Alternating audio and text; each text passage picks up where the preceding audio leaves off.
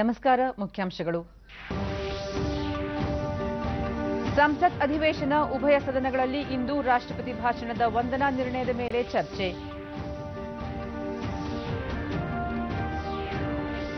ಇಂದಿನಿಂದ ರಾಷ್ಟ್ರೀಯ ರಸ್ತೆ ಸುರಕ್ಷತಾ ಸಪ್ತಾಹ, ಜನಜಾಗೃತಿ ಮೂಡಿಸಲು ಹಲವು ಕಾರ್ಯಕ್ರಮ.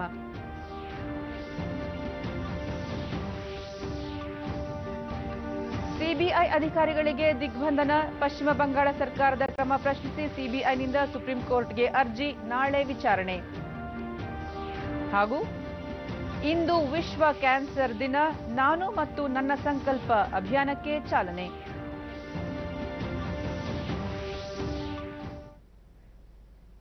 ವಾರ್ತೆಗಳ ವಿವರ. ಕೇಂದ್ರ ಬಜೆಟ್ ಮಂಡನೆಯ ಬಳಿಕ ಇಂದು ಸಮಾವೇಶಗೊಂಡಿದ್ದು ಸಂಸತ್ತಿನ ಉಭಯ ಸದನಗಳಲ್ಲಿ ರಾಷ್ಟ್ರಪತಿ ಭಾಷಣದ ವಂದನಾ ನಿರ್ಣಯದ ಮೇಲೆ ಚರ್ಚೆ ನಡೆಯಲಿದೆ. ರಾಷ್ಟ್ರಪತಿ ರಾಮನಾಥ್ ಕೋವಿಂದ್ ಕಳೆದ ಗುರುವಾರ ಜಂಟಿ ಸದನವನ್ನು ಉದ್ದೇಶಿಸಿ ಭಾಷಣ ಮಾಡಿದ್ದರು. ಈ ಮಧ್ಯೆ ಕಾಂಗ್ರೆಸ್ ಉಭಯ ಸದನಗಳ ತನ್ನೆಲ್ಲಾ ಸದಸ್ಯರಿಗೆ ವಿಪ್ ಜಾರಿಗೊಳಿಸಿದ್ದು, ಈ ವಾರ ಎಲ್ಲರೂ ಕಡ್ಡಾಯವಾಗಿ ಸದನಕ್ಕೆ ಹಾಜರಿರುವಂತೆ ಸೂಚಿಸಿದೆ.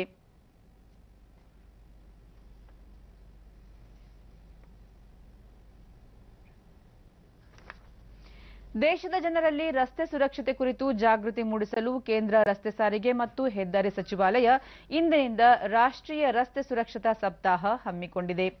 ಕೇಂದ್ರ ಗೃಹ ಸಚಿವ ರಾಜನಾಥ್ ಸಿಂಗ್, ಕೇಂದ್ರ ಸಾರಿಗೆ ಸಚಿವ ನಿತಿನ್ ಗಡ್ಕರಿ, ವಿದೇಶಾಂಗ ಸಚಿವೆ ಸುಷ್ಮಾ ಸ್ವರಾಜ್ ದೆಹಲಿಯ ರಾಜ್ಘಾಟ್ನಲ್ಲಿ ಇಂದು ಸಪ್ತಾಹಕ್ಕೆ ಚಾಲನೆ ನೀಡಲಿದ್ದಾರೆ. Gandhiji both in India as well as in Bangladesh and Myanmar and will pass through Sabarmati, Porbandar, Dandi, Yerwada. ರಾಷ್ಟ್ರಪಿತ ಮಹಾತ್ಮ ಗಾಂಧೀಜಿ ಅವರ 150ನೇ ಜನ್ಮದಿನದ ವರ್ಷಾಚರಣೆ ಹಿನ್ನೆಲೆಯಲ್ಲಿ ಮೋಟಾರ್ ಕಾರ್ ರ್ಯಾಲಿಗೆ ಇಂದು ಚಾಲನೆ ನೀಡಲಾಗುವುದು. ಈ ರ್ಯಾಲಿ 7,250 ಕಿಲೋಮೀಟರ್ ಕ್ರಮಿಸಲಿದ್ದು, ಭಾರತ ಬಾಂಗ್ಲಾದೇಶದಲ್ಲಿ ಮಹಾತ್ಮ ಗಾಂಧಿ ಅವರೊಂದಿಗೆ ಐತಿಹಾಸಿಕ ನಂಟು ಹೊಂದಿರುವ ಸ್ಥಳಗಳಿಗೆ ಭೇಟಿ ನೀಡಿ ಫೆಬ್ರವರಿ 24ರಂದು ಮ್ಯಾನ್ಮಾರ್ನಲ್ಲಿ ಕೊನೆಗೊಳ್ಳಲಿದೆ. ಮಾರ್ಗದುದ್ದಕ್ಕೂ ಜನರಿಗೆ ರಸ್ತೆ ಸುರಕ್ಷತೆ ಕುರಿತು ಜಾಗೃತಿ ಮೂಡಿಸಲಿದೆ. ಚಿಟ್ ಫಂಡ್ ಹಗರಣಕ್ಕೆ ಸಂಬಂಧಿಸಿದಂತೆ ಸಿಬಿಐ ಅಧಿಕಾರಿಗಳಿಗೆ ಕರ್ತವ್ಯ ನಿರ್ವಹಿಸಲು ಅಡ್ಡಿಪಡಿಸಿದ ಪಶ್ಚಿಮ ಬಂಗಾಳ ಸರ್ಕಾರ ಹಾಗೂ ಅಲ್ಲಿನ ಪೊಲೀಸರ ವಿರುದ್ಧ ಸಿಬಿಐ ಇಂದು ಸುಪ್ರೀಂ ಕೋರ್ಟ್ಗೆ ಅರ್ಜಿ ಸಲ್ಲಿಸಿದ್ದು, ನಾಳೆಗೆ ವಿಚಾರಣೆ ಮುಂದೂಡಿದೆ. Solicitor general Tushar Mehta supreme court ಮುಖ್ಯ ನ್ಯಾಯಮೂರ್ತಿ ರಂಜನ್ ಗೊಗೊಯ್ ಮುಂದೆ ಅರ್ಜಿ ಸಲ್ಲಿಸಿ ಕೂಡಲೇ ವಿಚಾರಣೆ ಕೈಗೆತ್ತಿಕೊಳ್ಳುವಂತೆ ಮನವಿ ಸಲ್ಲಿಸಿದರು. ಕೋಲ್ಕತ್ತಾ ಪೊಲೀಸ್ ಆಯುಕ್ತ ರಾಜೀವ್ ಕುಮಾರ್ ಅವರನ್ನು ಪ್ರಶ್ನಿಸಲು ತೆರಳಿದ್ದ 40 ಸಿಬಿಐ ಅಧಿಕಾರಿಗಳಿಗೆ ದಿಗ್ಬಂಧನ ಹಾಕಿ ಅವರನ್ನು ವಶಕ್ಕೆ ಪಡೆದು ಕೆಲಕಾಲ ಪೊಲೀಸ್ ಠಾಣೆಯಲ್ಲಿ ಇರಿಸಲಾಗಿತ್ತು.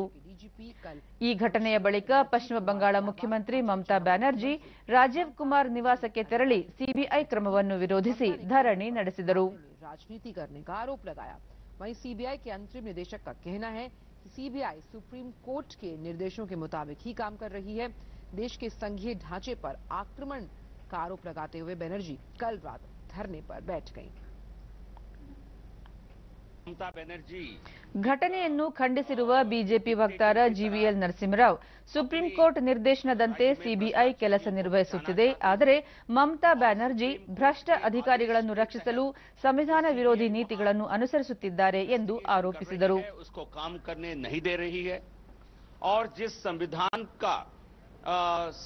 जिस संविधान के नाम पर उन्होंने शपथ लिया था, उस शपथ का धज्जियां उड़ा रही है ममता बनर्जी। हम इसकी घोर निंदा करते हैं.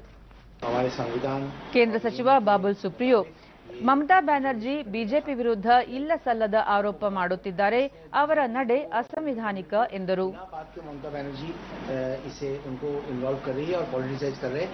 ये धरना देना और ये पहले कूद पड़ना किसी सिचुएशन में, उसके बाद सोचना, अपना बयान तय करना, ये उनका पॉलिटिकल नैरेटिव है. ये उनका हमेशा वो यही करते आई है.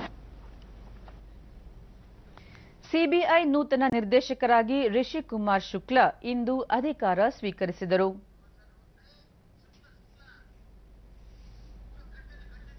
1983 ವೃಂದದ ಐಪಿಎಸ್ ಅಧಿಕಾರಿ ಶುಕ್ಲಾ ಅವರ ಸೇವಾ ಅವಧಿ 2 ವರ್ಷಗಳಾಗಿದ್ದು, ಮಧ್ಯಪ್ರದೇಶದ ಪೊಲೀಸ್ ಮಹಾನಿರ್ದೇಶಕರಾಗಿ ಸೇವೆ ಸಲ್ಲಿಸಿದರು. ಗುಪ್ತಚರ ಇಲಾಖೆಯಲ್ಲೂ ಮಹತ್ವದ ಹುದ್ದೆ ನಿರ್ವಹಿಸಿದ್ದಾರೆ. ಶುಕ್ಲಾ ಅವರನ್ನು ಸಿಬಿಐ ನಿರ್ದೇಶಕರನ್ನಾಗಿ ನೇಮಿಸಿ ಕೇಂದ್ರ ಸರ್ಕಾರ ಇತ್ತೀಚೆಗೆ ಆದೇಶ ಹೊರಡಿಸಿತ್ತು. IPS officer earlier served as the Director General of Police Madhya Pradesh. The Appointments Committee of the Cabinet on Saturday named Indian Police Service Officer Rishi Kumar Shukla as the new Central Bureau of Investigation Director.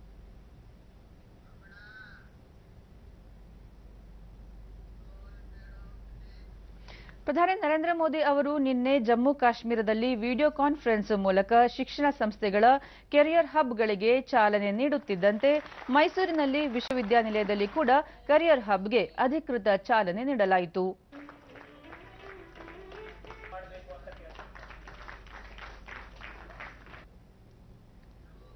Hub ಉದ್ಘಾಟಿಸಿದ ಉನ್ನತ ಶಿಕ್ಷಣ ಸಚಿವ ಜಿಟಿ ದೇವೇಗೌಡ, ಕೇಂದ್ರ ಸರ್ಕಾರದ ರಾಷ್ಟ್ರೀಯ ಉಚ್ಚತರ ಶಿಕ್ಷಾ ಅಭಿಯಾನದ ಅಡಿ ಮೈಸೂರು ವಿಶ್ವವಿದ್ಯಾಲಯಕ್ಕೆ 50 ಕೋಟಿ ರೂಪಾಯಿ ಅನುದಾನ ದೊರೆತಿದ್ದು ಅದನ್ನು ಸದುಪಯೋಗಪಡಿಸಿಕೊಳ್ಳಬೇಕು, ಮೈಸೂರು ವಿಶ್ವವಿದ್ಯಾಲಯವನ್ನು ಅಂತಾರಾಷ್ಟ್ರೀಯ ಮಟ್ಟಕ್ಕೆ ಬೆಳೆಸಬೇಕು ಎಂದು ಸಲಹೆ ನೀಡಿದರು.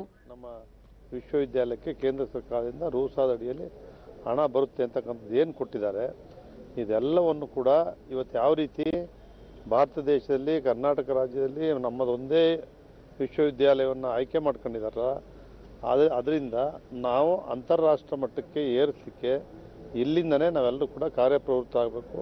ಕರ್ನಾಟಕದಲ್ಲಿ ಸಂಸದ ಪ್ರತಾಪ್ ಸಿಂಹ, ಕೇಂದ್ರ ಸರ್ಕಾರದ ಅನುದಾನ ಸದ್ಬಳಕೆ ಮಾಡಿಕೊಂಡು ಉನ್ನತ ಶಿಕ್ಷಣವನ್ನು ಉನ್ನತೀಕರಿಸಬೇಕು, ಕೌಶಲ್ಯಾಭಿವೃದ್ಧಿ ಹಾಗೂ ವಿವಿಧ ಶೈಕ್ಷಣಿಕ ಚಟುವಟಿಕೆಗಳಿಗೆ ಹೆಚ್ಚಿನ ಒತ್ತು ನೀಡಬೇಕು ಎಂದು ಕುಲಪತಿಗಳನ್ನು ಆಗ್ರಹಿಸಿದರು.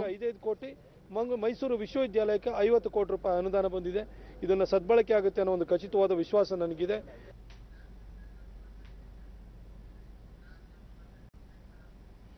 ಉಡುಪಿ ಜಿಲ್ಲೆಯ ಬ್ರಹ್ಮಾವರದಲ್ಲಿ ಆಯೋಜಿಸಲಾಗಿದ್ದ ಜಿಲ್ಲಾ ಬಿಲ್ಲವ ಸಮಾವೇಶಕ್ಕೆ ಜಿಲ್ಲಾ ಉಸ್ತುವಾರಿ ಸಚಿವೆ ಡಾ ಜಯಮಾಲಾ ರಾಮಚಂದ್ರ ನಿನ್ನೆ ಚಾಲನೆ ನೀಡಿದರು.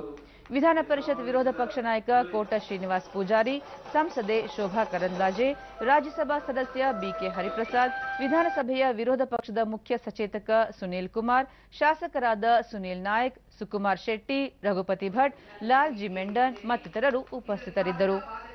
ಸಚಿವೆ ಜಯಮಾಲಾ ಬಿಲ್ಲವ ಸಮುದಾಯ ಸೇರಿದಂತೆ ಸಮಾಜದ ಎಲ್ಲಾ ವರ್ಗಗಳ ಜನತೆಗೂ ಶಿಕ್ಷಣ ನೀಡಿ ಅವರ ಅಭ್ಯುದಯಕ್ಕೆ ಶ್ರಮಿಸುವುದು ಸರ್ಕಾರದ ಬದ್ಧತೆಯಾಗಿದೆ. ಬಿಲ್ಲವ ಸಮುದಾಯವನ್ನು ಪ್ರವರ್ಗ 2A ನಿಂದ ಪ್ರವರ್ಗ 1ಕ್ಕೆ ಸೇರಿಸುವ ಕುರಿತ ಸಾಧಕ ಬಾಧಕಗಳ ಬಗ್ಗೆ ಚರ್ಚಿಸಿ ಪಕ್ಷ ಭೇದ ಮರೆತು ಮುಖ್ಯಮಂತ್ರಿಗಳನ್ನು ಒತ್ತಾಯಿಸಲಾಗುವುದು ಎಂದರು. ಮನುಷ್ಯರಿಗೆ ಬೇಕಾಗಿರ್ತಕ್ಕಂಥದ್ದು ಶಿಕ್ಷಣ ಅನ್ನುವಂಥದ್ದು, ಆ ಶಿಕ್ಷಣವನ್ನು ಒದಗಿಸಿಕೊಟ್ಟಿಗೆ ನಾವೆಲ್ಲರೂ ಬದ್ಧವಾಗಿದ್ದೇವೆ. ಅದರ ಪರವಾಗಿ ನಿಂತು ನಾವು ಮಾತಾಡ್ತೀವಿ ಎನ್ನುವಂತ ಮಾತನ್ನು ಕೂಡ ನಾನು ಈ ಸಂದರ್ಭದಲ್ಲಿ ನಿಮಗೆ ಹೇಳಲಿಕ್ಕೆ ಇಚ್ಛೆ ಪಡ್ತೇನೆ. ಶೋಭಾ ಕರಂದ್ಲಾಜೆ, ಇಂದಿಗೂ ಬಿಲ್ಲವ ಮತ್ತು ಈಡಿಗ ಸಮುದಾಯದಲ್ಲಿ ತೀರಾ ಹಿಂದುಳಿದವರು ಇದ್ದು ಕುಲ ಕಸುಬಿಗೆ ಸೀಮಿತರಾಗಿದ್ದಾರೆ.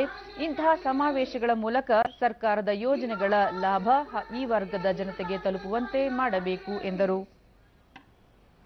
ಇವರನ್ನ ಮೇಲಕ್ಕೆತ್ತುವಂತ ಕೆಲಸ ಇವತ್ತು ಜಯಮಾಲಾ ಅವರು ಹೇಳಿದ್ರು. ಹಲವಾರು ಸರ್ಕಾರದ ಯೋಜನೆ ಇದೆ, ಈ ರೀತಿಯ ಸರ್ಕಾರದ ಯೋಜನೆ ಇದೆ ಅನ್ನುವಂತ ಅರಿವು ಇಲ್ಲದವರು ಇಂದು ಸಮಾಜದಲ್ಲಿ ಇದ್ದಾರೆ. ನಾರಾಯಣ ಗುರುಗಳ ಹೆಸರಿನಲ್ಲಿ ಡಿಡಿ ನ್ಯೂಸ್ನೊಂದಿಗೆ ಕೋಟ ಶ್ರೀನಿವಾಸ್ ಪೂಜಾರಿ, ಬ್ರಹ್ಮಶ್ರೀ ನಾರಾಯಣ ಗುರು ಹೆಸರಿನಲ್ಲಿ ನಿಗಮ ಸ್ಥಾಪನೆ ಸೇರಿದಂತೆ ಬಿಲ್ಲವ ಸಮುದಾಯದ ವಿವಿಧ ಬೇಡಿಕೆಗಳನ್ನು ಈಡೇರಿಸುವಂತೆ ಸರ್ಕಾರವನ್ನು ಒತ್ತಾಯಿಸಿದರು. ಬಿಲ್ಲವ ಜನಾಂಗದ ಮಹಿಳೆಯರಿಗೆ ಶೂನ್ಯ ಬಡ್ಡಿ ದರದಲ್ಲಿ ಸಾಲ ಸೌಲಭ್ಯ ಒದಗಿಸುವಂತಹ ಕೆಲಸಗಳಾಗಬೇಕು. ಇಂದು ವಿಶ್ವ ಕ್ಯಾನ್ಸರ್ ದಿನ. ಮಾರಣಾಂತಿಕ ಕ್ಯಾನ್ಸರ್ ರೋಗ ಕುರಿತು ಜಾಗೃತಿ ಮೂಡಿಸಲು ಈ ದಿನವನ್ನು ವಿಶ್ವಾದ್ಯಂತ ಕ್ಯಾನ್ಸರ್ ನಿವಾರಣಾ ದಿನವನ್ನಾಗಿ ಆಚರಿಸಲಾಗುತ್ತಿದೆ.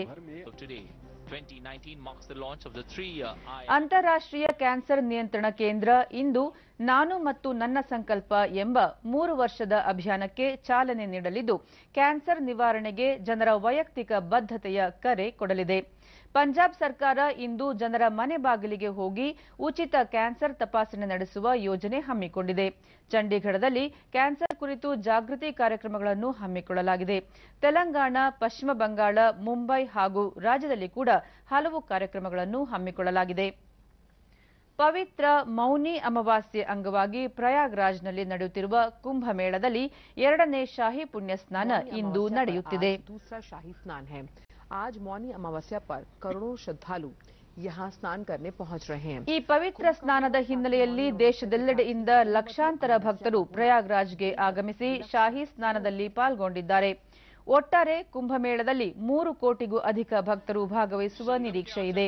ಶಾಹಿ ಪುಣ್ಯ ಸ್ನಾನ ಹಿನ್ನೆಲೆಯಲ್ಲಿ ಪವಿತ್ರ ಸ್ನಾನಘಟ್ಟ ಹಾಗೂ ಮೇಳ ನಡೆಯುವ ಸುತ್ತಮುತ್ತಲೂ ವಿಶೇಷ ಭದ್ರತಾ ವ್ಯವಸ್ಥೆಯನ್ನು ಕಲ್ಪಿಸಲಾಗಿದೆ.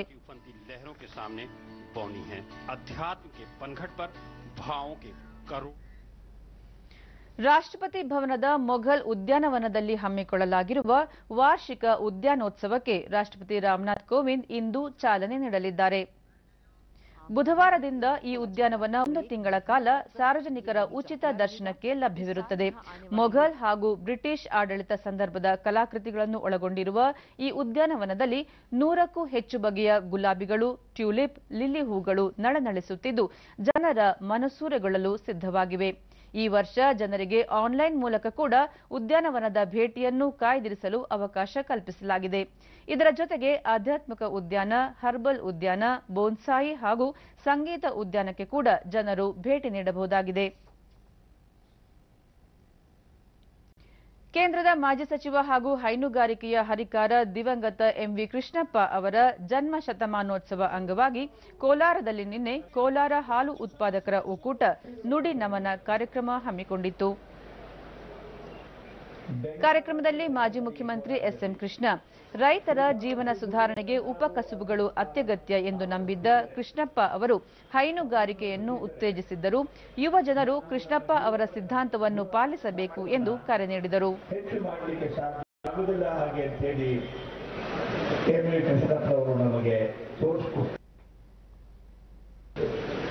ಮಾಜಿ ಮುಖ್ಯಮಂತ್ರಿ ಸಿದ್ದರಾಮಯ್ಯ ಹಾಲು ಉತ್ಪಾದನೆ ಇಂದು ಕರ್ನಾಟಕ 2ನೇ ಸ್ಥಾನದಲ್ಲಿದೆ. ಇದಕ್ಕೆ ಕೃಷ್ಣಪ್ಪ ಅವರು ಆರಂಭಿಸಿದ ಕ್ಷೀರ ಕ್ರಾಂತಿಯೇ ಕಾರಣ ಎಂದರು. ಈ ಕ್ಷೀರ ಕ್ರಾಂತಿ ಆಗಿದ್ದರೆ ಅದಕ್ಕೆ ಎಮ್ಮೆ ಕೃಷ್ಣಪ್ಪನವರು ಕಾರಣ, ಅವರ ಕೊಡುಗೆ ಕಾರಣ ಅಂತಕ್ಕಂಥದ್ದನ್ನು ಇವತ್ತು ನಾವು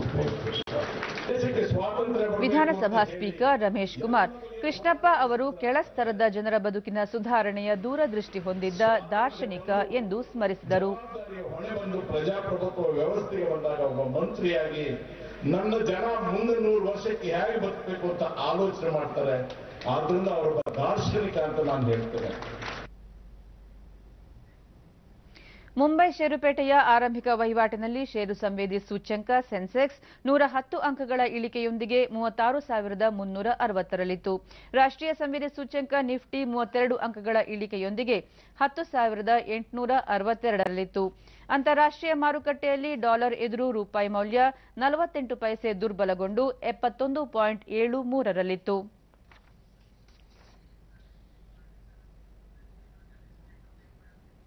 ಕೊನೆಯಲ್ಲಿ ಮತ್ತೊಮ್ಮೆ ಮುಖ್ಯಾಂಶಗಳು. ಸಂಸತ್ ಅಧಿವೇಶನ, ಉಭಯ ಸದನಗಳಲ್ಲಿ ಇಂದು ರಾಷ್ಟ್ರಪತಿ ಭಾಷಣದ ವಂದನಾ ನಿರ್ಣಯದ ಮೇಲೆ ಚರ್ಚೆ. ಇಂದಿನಿಂದ ರಾಷ್ಟ್ರೀಯ ರಸ್ತೆ ಸುರಕ್ಷತಾ ಸಪ್ತಾಹ, ಜನಜಾಗೃತಿ ಮೂಡಿಸಲು ಹಲವು ಕಾರ್ಯಕ್ರಮ.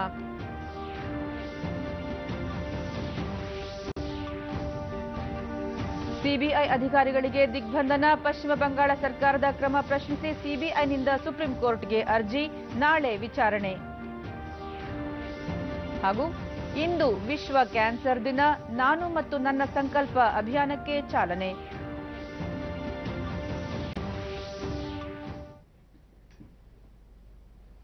ನಮ್ಮ ಮುಂದಿನ ವಾರ್ತಾ ಪ್ರಸಾರ ಮಧ್ಯಾಹ್ನ 1 ಗಂಟೆಗೆ ಚಂದನದಲ್ಲಿ. ನಮಸ್ಕಾರ.